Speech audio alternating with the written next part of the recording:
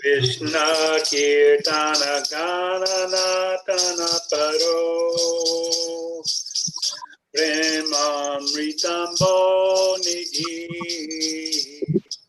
Dira Dira Dira Dira Dira Jana Priyo Priya Karo Nirmataro Pujito Vicha Chaitanya Kripa Baro Vichara Paravantarako Vande Rupasanatano Raghuyako Jiva Gopalako Nana. Okay, now we're doing the one on the screen. Nana Shastra Vicharanaika Nipuno Dharma Sanstapako Lokanamika Karuno Tribhuvane Manyo Sharanya Karo Radha Krishna Padara Vinda Bhajana Nandena Mataliko Vande Rupa Sanatana Raghuyako Jiva Gopalako Vande Rupa Sanatana Raghuyako Jiva Gopalako Nama Om Vishnu Padaya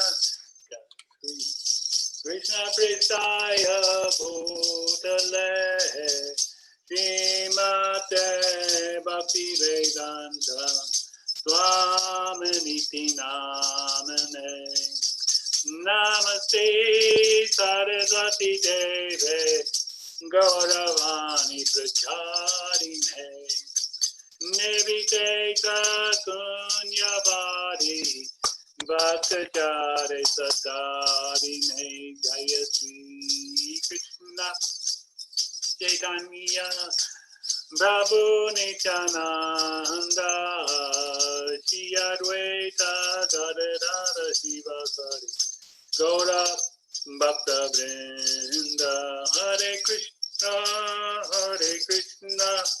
Krishna Krishna Hare Hare Hare Rama Rama Rama Hare Hare Hare Krishna Krishna Krishna Hare Hare Hare Rama Rama Rama Hare Hare Hare Krishna Krishna Krishna Hare Hare Hare Rama Rama Rama Hare Hare Jai Om Vishnu Padma Om Tripura Vijayacharya Sadhara Shri Maharaj Divine Grace A.C. Bhaktivedanta Swami Sri Prabhupada Ki Kantaraj Srimad Bhagavatam Ki Gaur Premanand Glories some of the Bodhis, all glories some of the Bodhis, all glories some of the Bodhis. All glories, Shri Guru and Shri Gauranga, all glories to Srila Prabhupada. So today we are covering this, going to recite the meaning of these two stanzas from the Sat Goswami Adhika.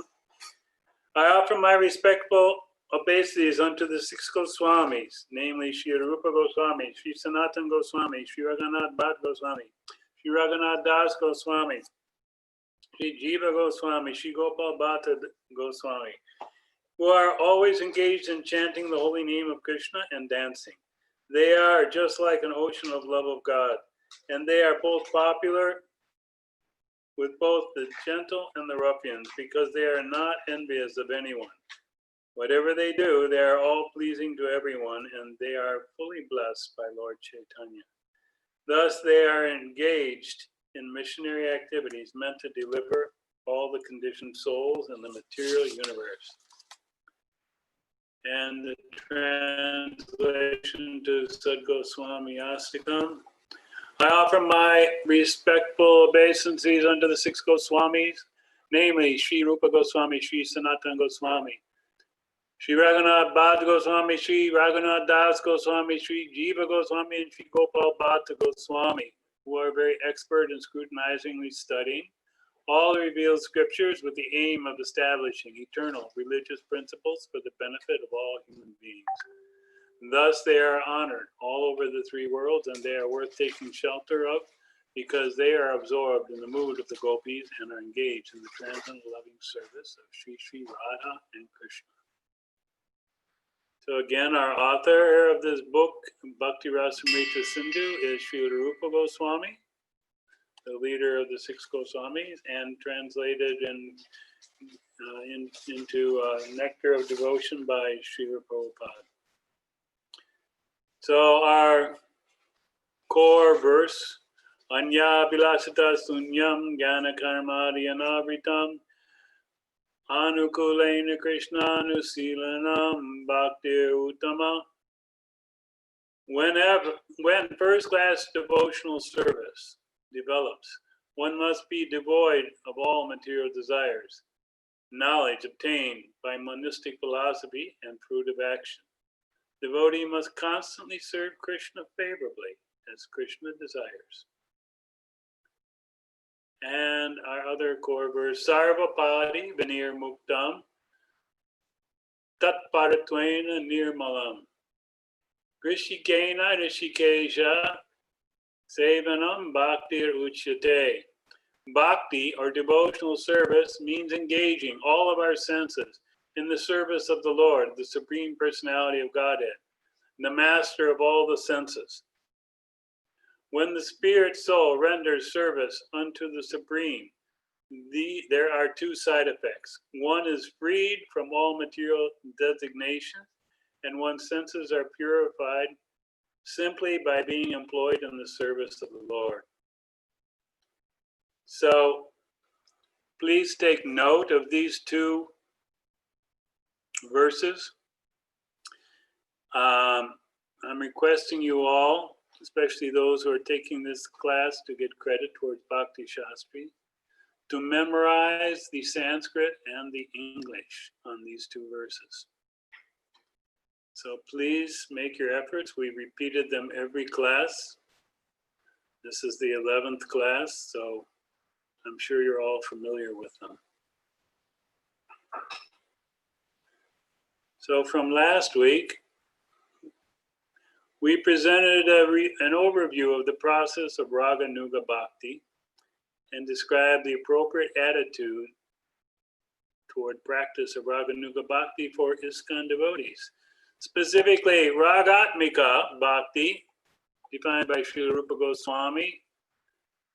He defined Raga as spontaneous attraction for something while completely absorbed in thought of it with an intense desire of love.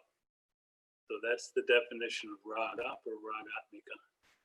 And Raga Nuga Bhakti, when a devotee follows in the footsteps of devotees of Vrindavan, his devotional service is called Raga Nuga Bhakti. Specifically, Ragatmika Bhakti, spontaneous love for Krishna, and Raga Nuga Bhakti is following one of the Ragatmika Bhaktas of Vrindavan. So further qualifications of Ragatmika. The passions of this world are only weak and perverted reflections. So what we see in this world, the passions, the strong desires and indirect emotions, are weak and perverted reflections. The real raga is the passionate obsession with pleasing Lord Sri Krishna. The passion to serve Krishna consumes the devotee's consciousness to such an extent that they cannot even think of anything else under any circumstances. Kamarupa, the difficulty. The conditioned soul, what does he do? He interprets everything by his experience. And therefore he feels that and sees conjugal affairs of Krishna, such as dancing and embracing, are manifestations of lust.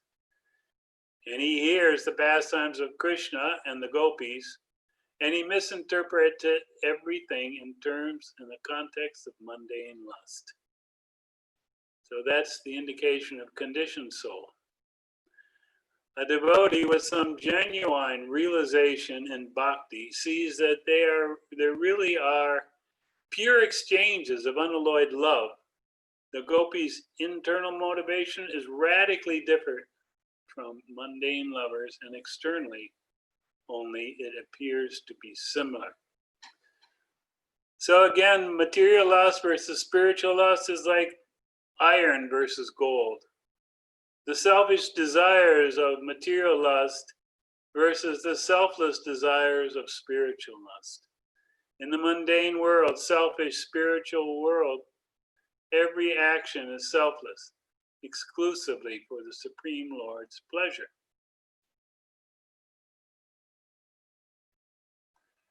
The gopis are consumed, and this is what the kama is, the difference in kama in the spiritual world, kama in the material world. The gopis are consumed by and obsessed by a passion to satisfy Krishna, the force of which is beyond our ability to comprehend. So they have a very, very intense desire to satisfy Krishna, which is something that we haven't experienced and we don't really fully understand. And by comparing it to mundane lust, the single most consuming and overwhelming urge in our experience, we may catch the slightest hint of the intensity of the gopis' desire to serve Krishna. So many books, movies, songs, everything. We see the examples all around us of mundane lust and how overwhelmed people are with it. But it is just a slight hint of what the gopis are experiencing for Krishna. We must very carefully understand that Krishna's conjugal love affairs are impeccably transcendental. Externally, they may resemble mundane lust, but internally, they are motivated exclusively by pure, selfless prema. Then we define this raga nuga bhakti. One point may be repeatedly stressed that a raga nuga devotee is above the regular principles. And it means more than what it appears. It means that they are not dependent on any scriptural injunction for their inspiration to serve and surrender. Their inspiration comes from their own spontaneous affection. This does not mean that Raga Nuga Bhakta does not follow the regular principles. It simply means that their motivation is love, raga, not just obligation, vidhi.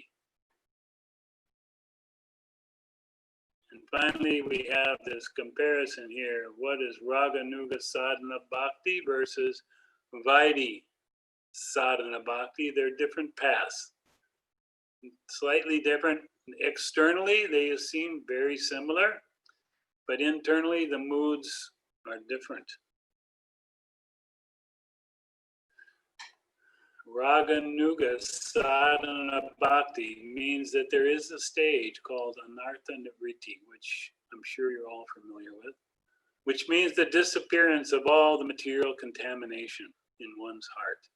When one is actually spontaneously attracted to the loving principles of the gopis, there will be found no trace of any mundane contamination in his character.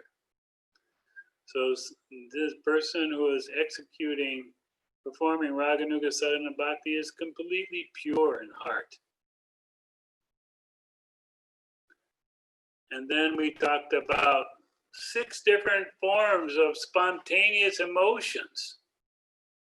Emotional attachment to the Lord, But only two of these are actually spontaneous devotion, ragatmika bhakti. The six we mentioned were lusty desires in the gopis, fear in Kamsa, envy in Shishupal and the other kings of Chaitya, kinship of the Vrishnis or the Yadavas, and affection of the Pandavas, and devotional service that we see in Narada Muni. So 4 of these 6 types of attachment, namely fear, envy, respectful affection, and obedient devotion of Narada Muni, have been excluded from Ragatmika Bhakti. The only 2 remaining, lusty desire, kama rupa, and familial affect relationship, sambandha rupa, are genuine types of Ragatmika Bhakti. And this confirms Srila Rupa Goswami's analysis. So there's different forms of spontaneous connection with Krishna, but only 2 of them are actually in this category of Ragatmika Bhakti. Raga Marga and Iskan, that will be revealed gradually as you advance in devotional service in the prescribed rules and regulations as they are directed in the Shastras and by the spiritual master. Just like the sun becomes visible when the sun rises automatically. You cannot force the sun to appear. That is not possible. The sun will rise. You just have to wait for it. So this Raga Nuga Bhakti is revealed to a person who's qualified for it. It's not something that he has to artificially impose on his practices.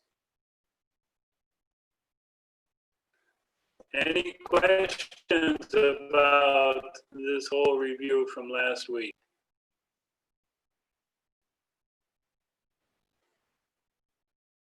I see some of you have not done the homework. If you're wishing to get credit for this course as part of the Bhakti Shastra requirement, you will have to complete the assignments as well as the final exam. And the 2 verses that we had at the beginning should be memorized. Hare Krishna, Prabhu. Hare Krishna. Hare Krishna. I have a question about the stage of Anartha Nivriti. Okay. It is listed as the 4th stage. So my question is, does it mean that the uprooting of the anarthas starts at that point or ends at that point? Or what exactly? Actually, neither. The anarthas obviously start being uprooted as soon as one turns his attention towards the important and becomes interested in practicing devotional service. Then his material life starts to wane, to decrease. But Rupa Goswami does indicate that there are some offenses, some anarthas that are removed, cannot be completely removed until the stage of prema. But in the stage of anartha nivriti, this is the stage where one has to definitely work on practicing, avoiding the offenses, following the rules, carefully cleansing his heart, following the instruction of the spiritual master and the instructions of the Shastra. He's transitioning in himself from material consciousness and conditioning into the spiritually pure consciousness required for higher levels of devotional service. Krishna will not allow one into the higher levels if he's not completely pure. Does that answer your question? Yes, thank you, Prabhu. Typically, anartha nivriti is a rather long stage, depending on the individual's ability to purify himself. And to stay rigidly following the rules and regulations and processes of devotional service. Any other questions, comments?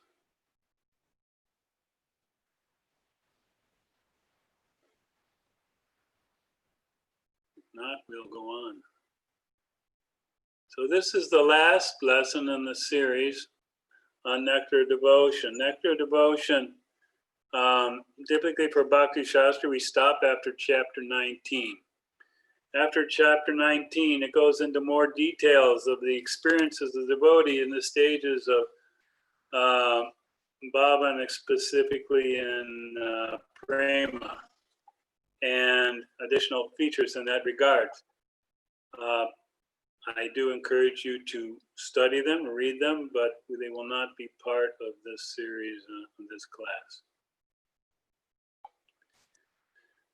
So hopefully everyone's read chapters 17, 18, and 19 for this class. It will make it much more meaningful for you.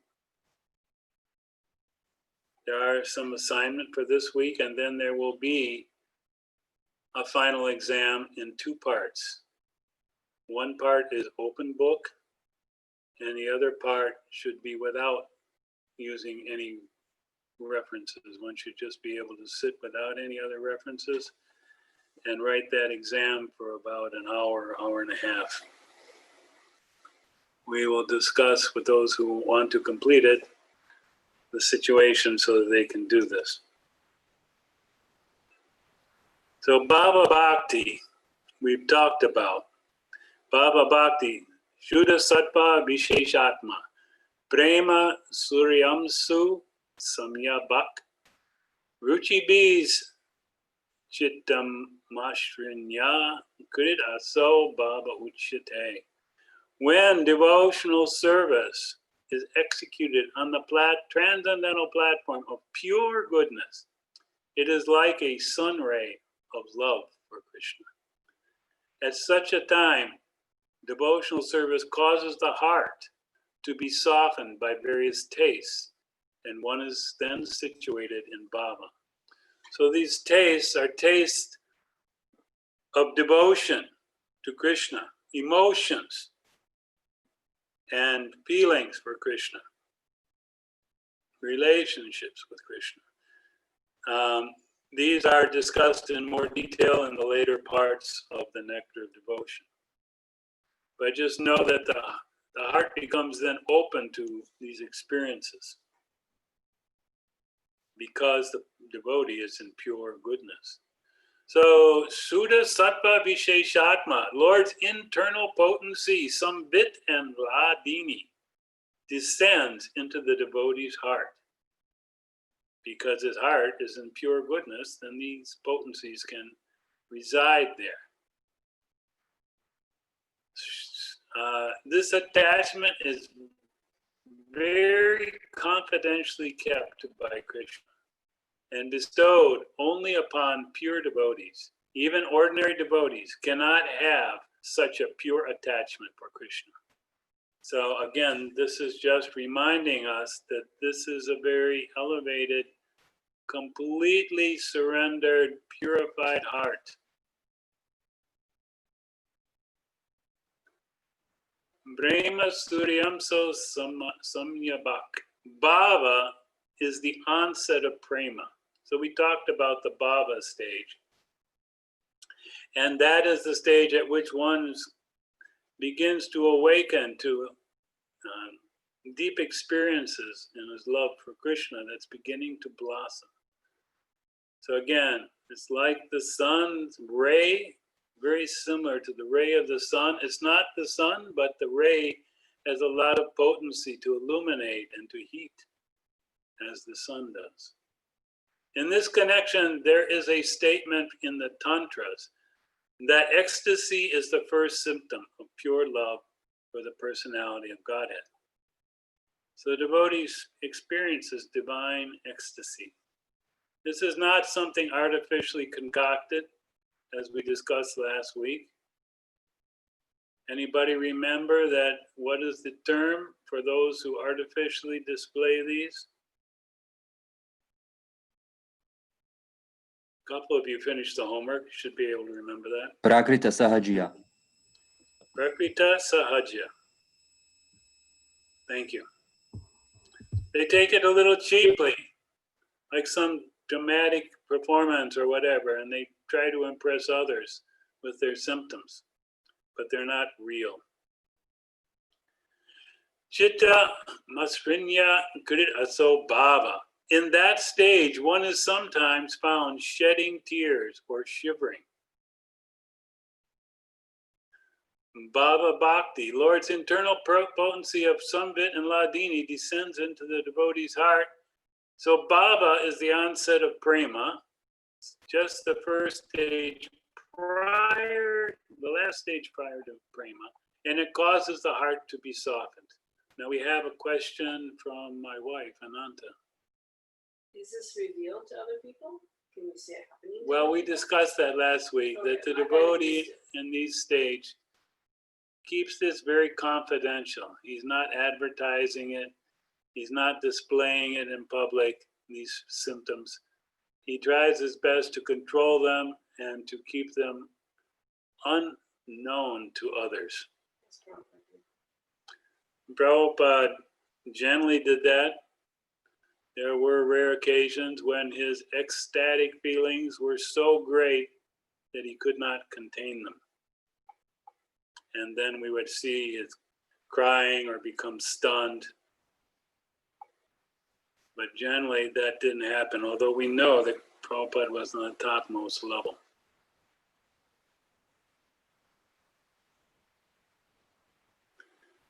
Everyone should be answering this question: how to attain Bhava Bhakti? Everyone can attain that Bhava stage. There is a process.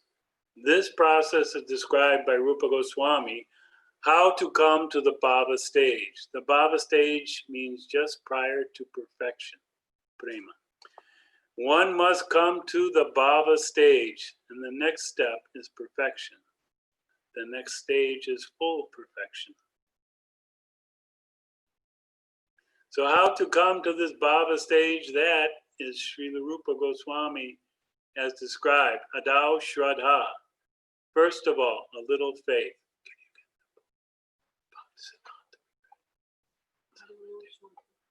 The big yellow.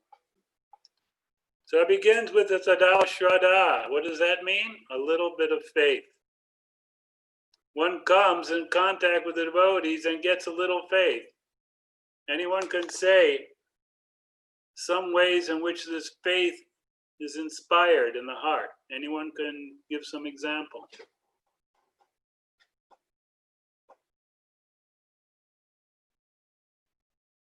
By hearing stories or pastimes From who?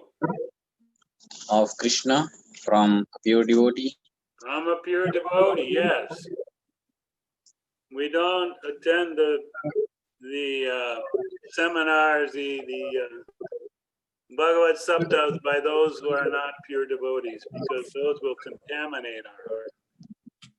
These persons are not pure. Pure devotee is, what's your definition of pure devotee? Well, outside of this kind. Like sometimes someone will come from India and say they're giving Bhagavad Sapta, and all the people run, whether they're 12-year-old girl or Swami, whatever. But if they're not on the platform of pure devotional service, then it is of no value. In fact, it's very negative effect. I just wanted to read something here from this book here about Srila Bhaktisiddhanta Goswami Maharaj, Sri Bhaktisiddhanta Saraswati. So, this is an example. During a conversation with Sri Sharadindu Narayana Rai in Calcutta in November 1930, the first verse of Vilap Kusha Manjali flashed into Srila Saraswati Thakur's mind, and he recited, I'll just read the translation. O friend Rupa Manjari, it is well known in this town that you do not look at the face of any man other than your husband. He is not here, and yet there is a mark on the bimba fruits of your lips, as if someone has bitten them. Did a large parrot bite them? That is the meaning. Rupa Manjari, of course, is the spiritual personality Rupa Goswami in the pastimes of Krishna. And Rupa Goswami is a Manjari, a maidservant of Srimati Radharani. She does not have direct connection with Krishna, as we discussed last week. So Srila Bhakti Siddhanta Saraswati began to explain this verse. His voice faltered and then choked up. Tears streamed from his eyes. His body quivered. His hair stood on end. Ripped with ecstasy, he fell from his wooden chair to the floor. Disciples in attendance helped him up and, carefully supporting him, led him to the adjoining interior apartment. And his ecstasy was so great that many of his disciples in attendance were also stunned and could not move or talk. So came on for him. He obviously, Srila Bhakti Siddhanta, is on a very, very high level. He is also one of the, in the spiritual world, one of the maidservants, Nayana Mani, Manjari, and servants of Srimati Radharani in the spiritual world. And he's reading an account given by Raghunath Das Goswami of the activities of and his feelings as a servant, a maidservant of Srimati Radharani. And he was so absorbed in those feelings that he couldn't contain his emotions, and he just went into complete ecstasy to the extent he fell off his chair and was stunned. So, starts with Ado Shraddha, a little faith, elevation to this stage of Bhava Bhakti can happen in two ways. Now let's go backwards again. Does anyone know what comes after Adau Shraddha? One gets a little faith. Sadhu Sangha. Yes, he seeks out the association of devotees. And then what happens? Bhajana Kriya. Bhajana Kriya, which means what? Worshipping the Lord, performing bhakti. He begins to execute devotional service. That's when you get initiated. Huh? That's when you get initiated. Yes, and one takes initiation in that stage. So, with part of what we're doing, our outreach, we're by the chanting, by the book distribution, by prasad, by inviting people into our programs, we're trying to create this Adau Shraddha, a little faith in the people who visit, that we contact, so that they will want to go to the next stage and associate with devotees and gradually take to this process. So again, elevation to Bhava Bhakti happens in two possible ways. First, by our practices of sadhana, and also by mercy. The mercy of a pure devotee and the mercy of a Krishna can elevate one to that stage. But as Prabhupada explains very clearly, this is rare, and one should not expect it. One should not wait for that kind of mercy. You should execute sadhana bhakti. So further, elevation to that stage by the special mercy of Krishna or his devotee is very rare. The purport is that one should execute devotional service rigidly in the association of devotees, so that there will certainly be, in raising oneself to that ecstatic position, So the execution of devotional service and the association of devotees, rigid execution, daily, no deviation. No, one day chanting 4 rounds, one day 8, one day 16, up and down. No, every day, rigid, following the principles, rising early, hearing Srimad Bhagavatam, Tulsi Puja, all these activities daily.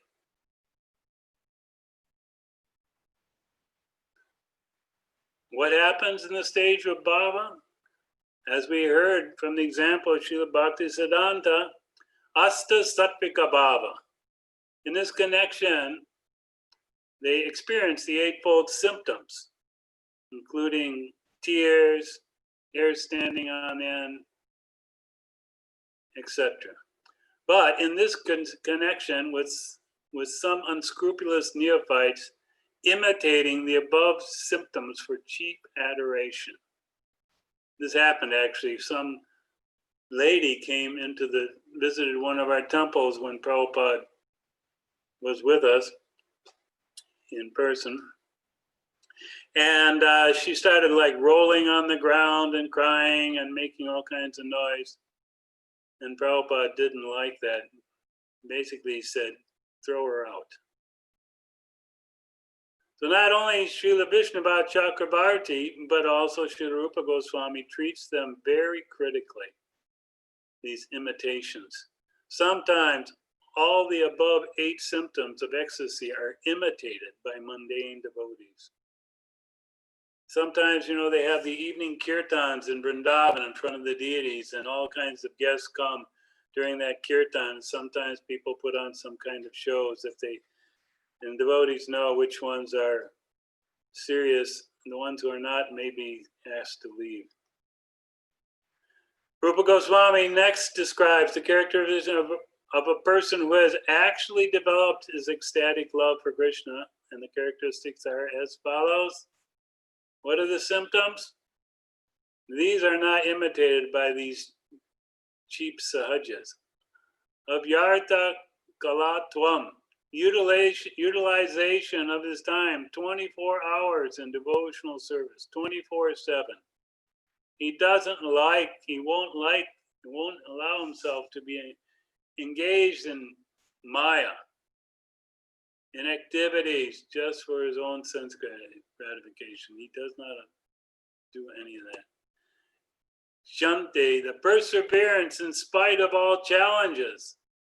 He keeps going with his devotional service, whether he's having difficulties with his health or finances or family or whatever the problems may be. He keeps going. Whatever, even he feels he's not making much progress, he keeps on. Virakti, detachment from all material attractions. He's not interested in items related to sense gratification. Mana sunyata, pridelessness. He's not executing devotional service for gaining some mundane respect. Oh, here's a great devotee. No, he's not interested in that. Ashabandha, hope against hope for Krishna's mercy. So he's very eager to get Krishna's mercy, but if he doesn't receive it immediately, he continues to hope and pray for it. In the books of the Goswamis, this hope is demonstrated to an extreme extent.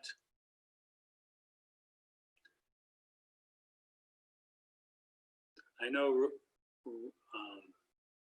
Raghunath Das Goswami, he was a personal associate of Lord Chaitanya. And when Lord Chaitanya left this world, he made one plan that, okay, I will go to Vrindavan and I will jump off of Govardhan Hill and commit suicide because there's nothing left. But by associating with Sri Rupa and Sri Sanatana Goswamis, he stayed on and gave wonderful information, instructions, and guidance on the personal activities of Lord Chaitanya, and of course Radha and Krishna, the Bhagavatam. He discussed both of those, each for an hour and a half every day, in addition to such an incredible sadhana bhakti. he would pay obeisances to 1,000 Vaishnavas every day. He would chant, I think it was it 64 rounds? At least 60, maybe it was 192 rounds a day. I don't remember. Anyway, and he circumambulate Govardhan Hill, and so many, every day he was doing this sadhana and hoping for Krishna's mercy. Lines etched in the stone. His sadhana was so rigid that they were like lines etched in a stone. They never buried. And there's complete eagerness to serve Krishna in any way Krishna desires. Not like, oh, I don't have time right now, call me later, I am busy, I have this thing, that thing. No, he'll serve Krishna immediately as Krishna desires. Nama Gane Sadaruchi, constant attraction to chanting Hare Krishna. He always is eager to chant, either Sankirtan or Japa, he's always chanting. Ashaktistat Guna Yane, addiction to glorifying Krishna's qualities. He loves to talk about Krishna. And Pritistat Vasati Stali, he loves to live in the holy dhams of Vrindavan and Mayapur. So these are the symptoms of bhava that Rupa Goswami has indicated one should attain or we should be looking for. Any questions about these?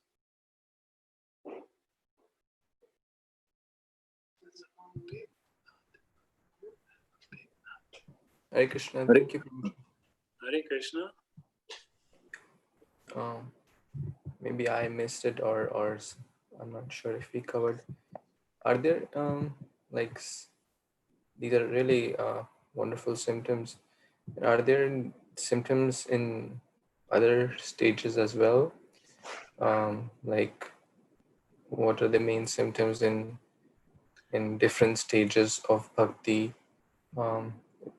Is there a way we can Well, I think these are not fully described in the Nectar of Devotion, but we know that Adau Shraddha, the faith, one has enough faith that he says, okay, there's something to this bhakti yoga, this Hare Krishna. Let me inquire further. I want to know, I want to see what it is. And we see that. We meet people and they become a little interested when they get a little contact with devotees. And then when we see this desire, of course, to associate with devotees, but they associate for spiritual purposes, for knowledge and upliftment, not simply for mundane chatter. And this Bhajana Kriya, they're eager to get the guidance of the Guru. They want guidance how to practice devotional service, and they want to serve that Guru.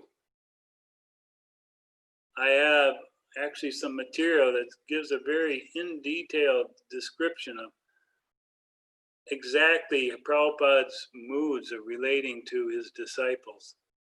And very, very helpful and instructive, which if someone wants me to post somewhere, maybe I can do that. But I would highly recommend everyone read it. They were written by Satsarup Das Goswami years ago. What else? Oh, Anartha Nivriti. Of course, one is freeing himself from the 10 offenses, or we may say even 11 offenses, which includes inattentive chanting, and all the 64 offenses that we described earlier, one of our earlier lessons. He's very careful how he deals with devotees, frees himself from lust, anger, greed, envy, illusion, madness, pride, false ego. He's eager to remove all these things from his heart. And these are are some of the activities that are going on in Anartha Nivritti. You know, and then after that, he becomes, in his clearing stage, he becomes free from all that negative thing, and his progress then starts to move forward. And he actually, at that point, develops a deep faith in the process, nistha of Krishna consciousness and bhakti yoga. And he accepts that as a goal of his life, that he wants to please Krishna. And after that becomes bhava and other things, gradually. Ruchi, Shakti. Yeah, there's ruchi, shakti. He gets a taste, he gets, you know, firm faith and steadiness, so many steps. I don't know if that completely answers your question, but Thank you. try to give something. So like some things which may not be explicitly mentioned, for example, like complete freedom from anger and envy. So can we say that these are like inbuilt or understood, implied in this? Well, of course, different people come into this material life with different amounts of personal baggage, you might call it, or different anarthas that are more deeply ingrained in their psyche. So individuals may have to work. Somebody may have more trouble with one thing, anger or pride or lust or greed or whatever it is. By working with a guru, he identifies it and begins to take the proper steps under advisement, how to become free from all these anarthas. And that's the anartha nivritti stage. But it's not that, you know, we wait until after initiation to start working on that. We can start at any stage. Does that Thank help? you, Prabhuji. Yes, Prabhuji. Thank you so much. Anything else? Hare Krishna. I just like to mention that Srila Prabhupada, he lists these symptoms of steady bhava in purport in Srimad Bhagavatam, 2nd canto, 3rd chapter, verse 24. But he didn't mention all of these. He mentioned only 6 of the symptoms. And he also writes, but I don't know if he writes this or somewhere else, but You're he kind of writes, really breaking up. Not sure what's going on. can you hear me now? Somewhat. There's some feedback somewhere. Huh.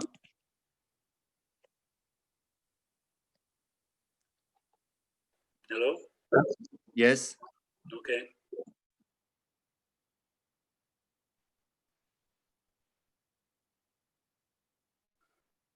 Your question or what? I didn't get that point. I mean, Srila Prabhupada doesn't repeat all these symptoms over and over in the Bhagavatam and other books. No, that's a fact. But here, where the process of is explained of Bhakti Yoga, you know, we get more of this information very clearly so that we don't become confused and think, oh, it's just a matter of emotions. No, it's not just emotions and ecstasy. We have to do these things. These are the real symptoms. And those who are sahajas cannot imitate these.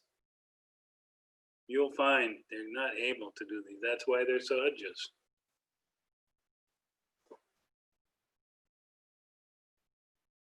One or two maybe, but they can't do all 9 of these. Hare Krishna, Prabhu. Oh, sir. Hare Krishna. Hare Yeah. Krishna. Oh, I lost the connection probably, so I had to reconnect. Okay. Can you hear me now, Prabhu? Yes? Okay, so I was saying that in Srimad Bhagavatam, 2nd canto, chapter 3, verse 24, Srila Prabhupada mentions the symptoms of steady bhava. In the purport, he mentions that. not all of them, only 6 of them. And he also says that sometimes by very special mercy of Krishna, even a neophyte can experience the symptoms of ecstatic love, like, shivering, shedding tears, of hair standing on end. But it doesn't mean that a devotee is, advanced, but some by very special mercy of Krishna, some devotees can experience this just so that they can get through and keep on going further with the devotional service. But also it happens that some devotees, this is what Prabhupada writes, they don't appreciate these wonderful symptoms, and despite experiencing these wonderful symptoms of ecstatic love, which are given to them for free, basically by special mercy, some devotees, still fall down and don't appreciate it and become like this. Yes, these points we're going to be discussing in a few minutes. They are a little bit further on in this chapter, so be patient. We will get to these points. Anything else? Prabhuji, one quick question is, assuming like there is a devotee who is 24 hours, 24 by 7 dedicated, living in Brahma, and he's not attracted to material things, he's not proud, and he's very eager to serve Krishna and constantly chanting and doing japa and everything. Now, at that point, number 5, Ashabandha, hoping against hope for Krishna's mercy. After having all these beneficial qualities, what is he next hoping for? He's hoping that Krishna will bless him and give him darshan and engage him in his service. Now we're talking here at this point that he's eager to follow in the footsteps of a person in Krishna Leela, some person in Vrindavan, Krishna's associates. So he's hoping against hope that Krishna will allow him to do that. But he's not completely sure, that doesn't happen easily. So he's praying. Of course, he's praying, really, he's hoping that he will be able to enter into the eternal land of Raja in the spiritual world. So he's hoping for that as well. So to do that, he has to certainly get Krishna's mercy. So it's okay to have spiritual desires, but not okay to have material desires. Prabhupada said we must have desires. It's the nature of a living entity. But yes, the spiritual desires we must have. Okay. Thank you, Prabhuji. Anything else, or we can go on? Hare Krishna. Yes. I just want to address what Prabhuji was saying. He was asking if we can have material desires. Well, I thought I said spiritual desires. he asked about both, if we can have material desires, or do we have to have spiritual desires only? For example, even Kardama Muni, he had material desire to get married, but he was performing his bhajan so intensely that Shri Vishnu, he appeared for him.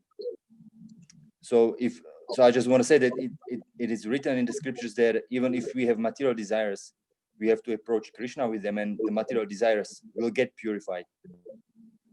Yes, that verse is there. Akama sarva kama moksha karma udarati.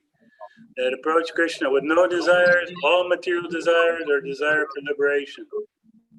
All your desires will be fulfilled by Krishna. Just approach him and no one else. Definitely. So we were going to try and have a little discussion. What time is it here? About how Prabhupada exhibited the 9 genuine symptoms of Bhava Bhakti. 326. 326. 326. I'm not sure if we're going to have much time for this. So I might request you to correspond in the classroom about this. But we definitely know that Prabhupada was definitely, there's different examples of how he exhibited all these different qualities. If you're not that familiar with Prabhupada's life, then maybe you should take some time to read his the biographies written about him. And then you will see, you know, so many things are there. Prabhupada was like, wow, he was always on display as far as his life and his activities and his moods. Very, very clear, and he demonstrated all these things again and again. But we'll come back to this. Let's do that. If we have time, we'll come back.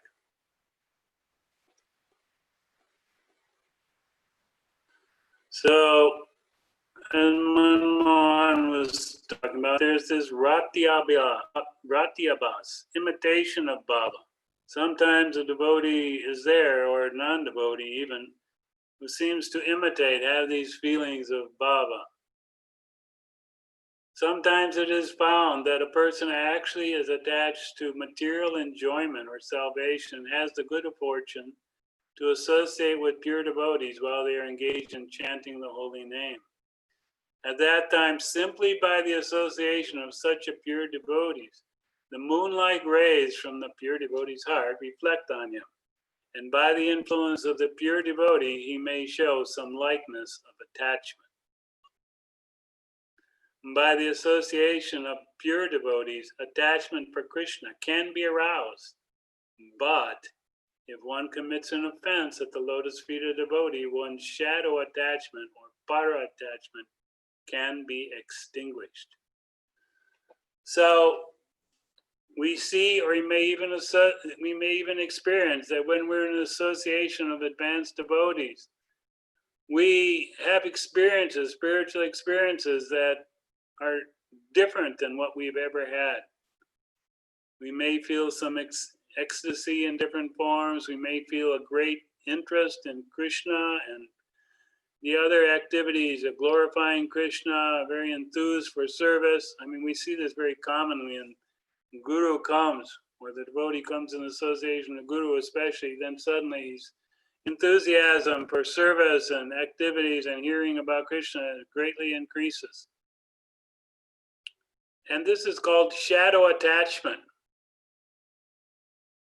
He's not actually on that stage, but by association with pure devotee, he feels or experiences this to some degree. And it is, although it's a shadow, it's not the full real stage. He's not actually in the stage of Baba, but he experiences some of the symptoms. And they may remain in the heart as impressions unless he commits an offense. If the offense comes, then you read Nectar devotion. There's first degree offense, second, third degree offense. Depending on the seriousness of the offense, you may even lose all taste for Krishna consciousness if his offense was serious enough. I know there were devotees who were Prabhupada's servants, and at some point they couldn't accept something Prabhupada said and they left, never seen again.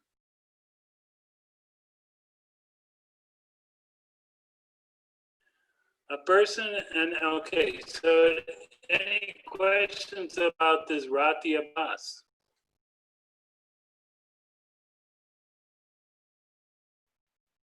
Again, this is not actually on the stage of Baba, but it feels like it, it looks like it a little bit, some different levels. Go ahead.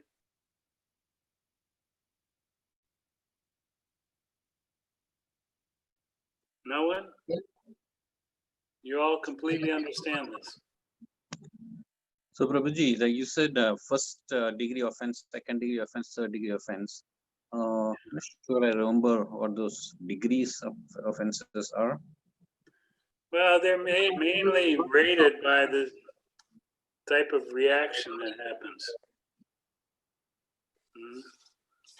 The reactions that happen vary according to the seriousness of the offense. And let's see if I've got something here. No, it says back here. Let's see.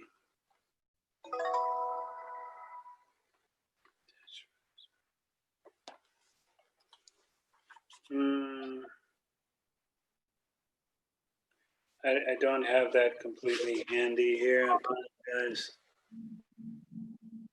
But one's progress in Krishna consciousness for like a third degree offense may be slowed or stopped, or one may lose taste for Krishna consciousness or loses taste for chanting. When we find that our practices are deteriorating or reducing from the standard, generally it's an indication of some kind of offense. Often an offense against the devotee. Hare Krishna, Prabhu. When you say the association of the devotees and one commits the offense, sometimes the offense cannot be seen, but if someone is envious against someone, which of course you cannot see it, sometimes people, they don't show it. So will that be also called as the offense? Because nobody noticed that, but inside. Krishna notices. Okay. In fact, it's even described in talking about rectification of the 10 offenses, that if one offends a devotee, he should humbly go before that devotee and beg forgiveness. And even if the devotee doesn't take offense, he says, no, it's no problem. He still should go and ask for forgiveness, because Krishna doesn't let one off. The devotee may not think seriously about it, and we think, oh yeah, well, it didn't bother him, so I don't have to, ask forgiveness. No, it doesn't work like that. Krishna won't let you off, because Krishna is very unhappy when you commit offenses against another devotee. And even if that other devotee, it's like Maharaj Ambarish, Durvasa Muni send the demon to attack him. And what did Maharaj Ambarish? He simply offered obeisances to Krishna. And Krishna sent the Sudarshan Chakra after Durvasa Muni. Ambarish Maharaj, he had no feeling to retaliate or disturb Durvasa in any way. So Krishna takes offense. And if, one should actually offer service to that devotee if he's not immediately in the mood to forgive. Depending on how serious it was, he should serve him in different ways. And if still he's not appeased, then one has to go on chanting and beg the holy name to somehow forgive him. Thank you very much, Prabhu.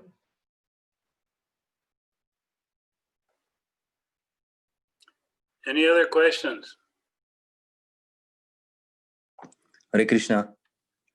I just want to mention in this regard that Shri Chaitanya Mahaprabhu, he said that absolutely nobody is immune against offenses, because even his mother, Shachimata, also she committed an offense. And when the associates of Chaitanya Mahaprabhu, when they asked him to give prema to his mother, Chaitanya Mahaprabhu said that he cannot give her Krishna prem because she committed an offense against Advaita Acharya. So first she had to atone for that offense, and then he gave her the Krishna Prem. So even the mother of Gauranga Mahaprabhu, even she committed offense and couldn't get Krishna Prem. And what was the nature of that offense?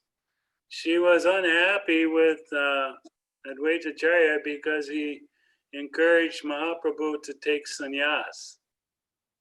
Seems like a very natural sentiment for a mother. She's a mother on her own, no one take care of, and then someone tells her only son to take sannyas. But still, Chaitanya Mahaprabhu says there's an offense there. So we may even think we're justified in our mentality. Oh, this devotee, he's like this, he's like that. No.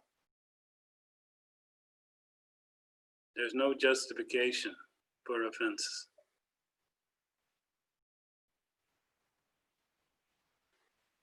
Very serious. So there's another aspect to all this discussion, and that is, what if we see a person who seems to be elevated? Maybe he's in bhava, but he appears to have some faults. In other words, he appears to be in bhava state, but not all his faults have been destroyed. So Nectar Devotion says we must disregard those faults as soon he will be completely perfect. In the Bhagavad Gita verse, you should all know it. Api chet suracharo bhajate mam ananyabha kasadvareva samantavya. That even though we see he has faults, he's considered to be saintly. And in the commentary, Srila Vishnubhat Chakrabarti answers the question. Somebody may ask, why?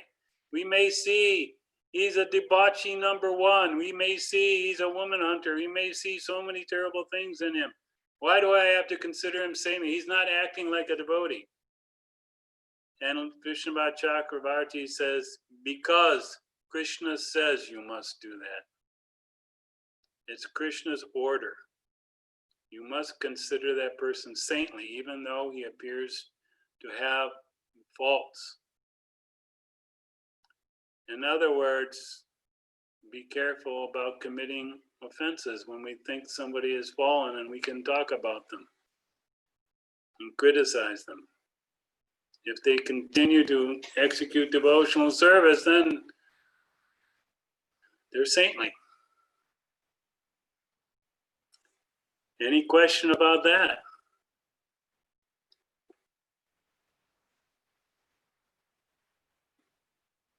Good, I'm glad it's clear.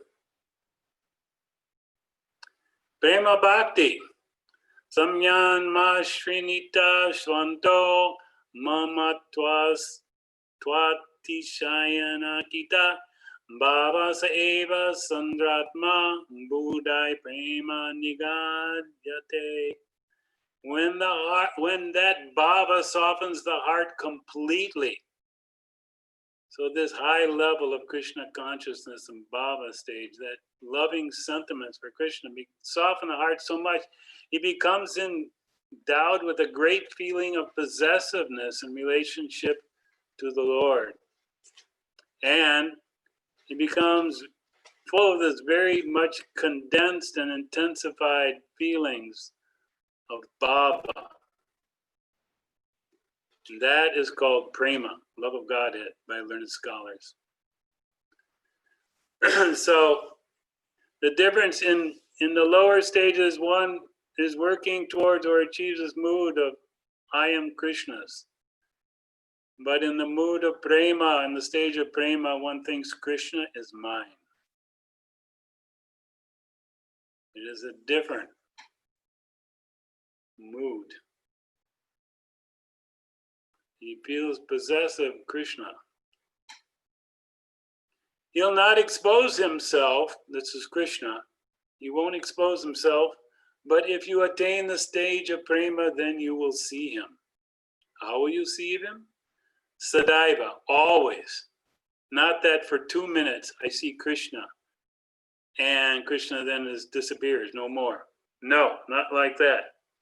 Premanjina Churita Bhakti Vilochanena Santa Sadaiva. Sadaiva means constant, incessantly. Prabhupada was seeing Krishna constantly. We have that example. One time a porter says, well, how do you know how to explain, guide your disciples? And Prabhupada said, Krishna tells me. And he said, what do you mean? And one Prabhupada disciple spoke up thinking Prabhupada, he could explain Prabhupada's statement better. He said, well, super soul in the heart gives him an intelligence how to deal with that devotee. Prabhupada said, no, Krishna tells me directly.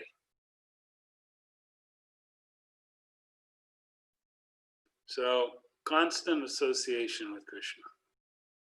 This pure love can be transferred to the Supreme Personality of Godhead under two conditions: out of ecstasy or out of causeless mercy of the Supreme Personality of Godhead.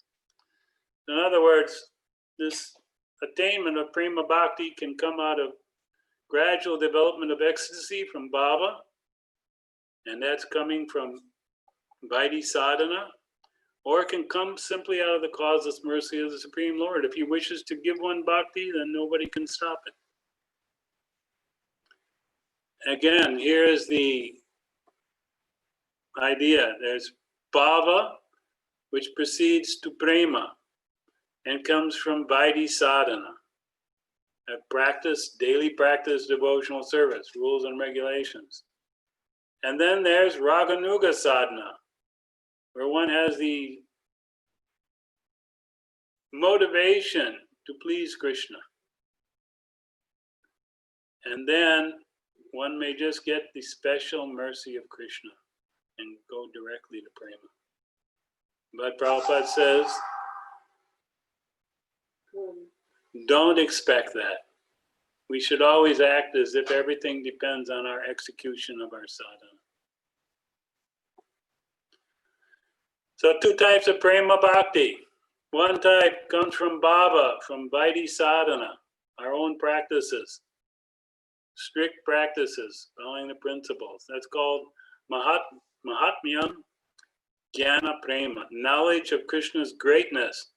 Krishna's God, I must please him, otherwise it'll be bad for me, or Krishna will be pleased because he's God.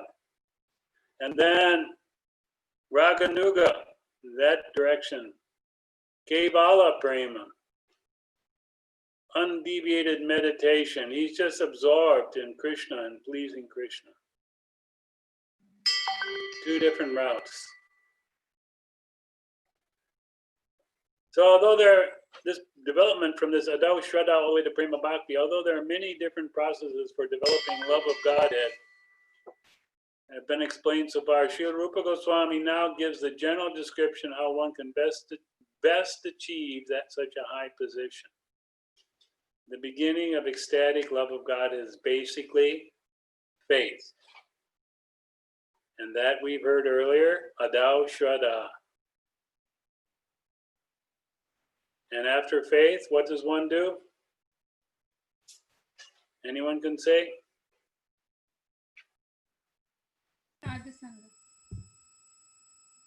Sadhu Sangha, yes. So that is the way it normally progresses. Shraddha, Sadhu Sangha, Bhajana Kriya, practice and initiation, Anartha Nivriti, stopping offenses, and Nishtha, firm faith and steadiness. Ruchi then develops a real deep taste for bhakti. Then Ashakti, mature attachments. It becomes very attached to Krishna and pleasing Krishna. And then Bhava, devotional emotions develop and his relationship begins to manifest, and then in prema, pure love for Krishna. Only the most fortunate persons can achieve such success in life. Okay, not everyone. My dear Lord Shiva, Lord Shiva therefore tells Parvati, my dear supreme goddess, You may know from me that any person who has developed the ecstasy of love for the Supreme Personality of Godhead and who is always merged in the transcendental bliss on account of this love, he cannot even perceive material happiness or distress coming from the body or mind. So this is another result of such divine love, that the happiness and stress related from the body is no longer perceived. So in the assignment, I ask you to particularly tell me what you appreciated, what you really, the most prominent things you've learned from Nectar of Devotion study. I encourage you all to take that few minutes to think about it and put it into writing. And as well as how Prabhupada exhibited these 9 different, I will add that in there. 3:45. So this Nectar Devotion will teach us how to turn the one switch that will immediately brighten everything everywhere. One who does not know this method is missing the point of life. So Nectar Devotion tells us how to come to that point of love for Krishna, unadulterated love. And if we don't get that, then we're missing the point in life. So does anyone have any question or comment from today?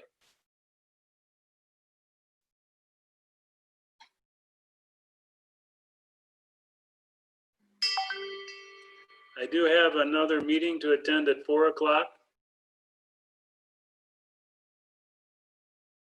So speak now, and we'll try to wrap this up.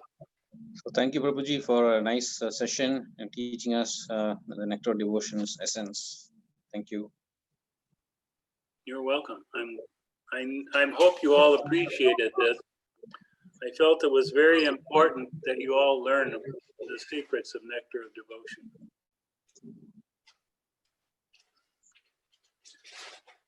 Thank you, Prabhuji, for teaching us. Very nice class. Okay, thank you, Prabhuji. Enjoyed the class. Thank you.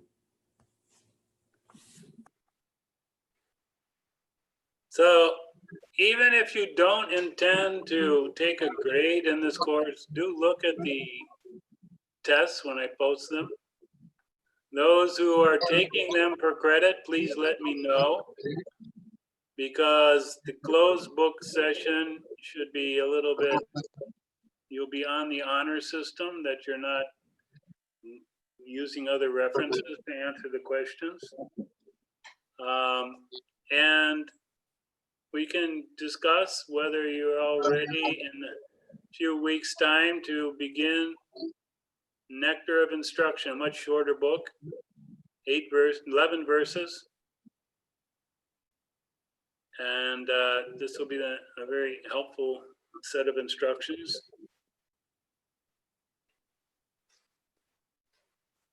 Hare Krishna Prabhuji, thank you for the wonderful Nectar of Devotion classes. It was really inspiring to develop our love for Krishna. There are so many methods, so many ways, so many examples of the devotees.